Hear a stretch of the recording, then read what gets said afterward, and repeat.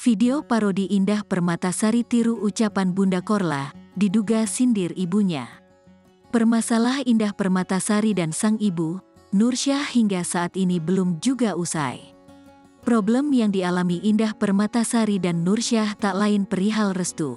Seperti yang diketahui sebelumnya, Nursyah tak merestui pernikahan Indah Permatasari dengan Arie Kriting. Nursyah sangat membenci Arie Kriting. Bahkan ia sempat berucap tak mau menanggap Arie Kriting menantunya.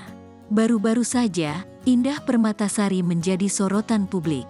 Indah Permatasari nampak menirukan ucapan Bunda Korla. Hal ini terlihat di akun TikTok pribadinya. Indah Permatasari seolah membalas perkataan jahat sang ibunda lewat sebuah video dirinya menirukan suara milik Bunda Korla.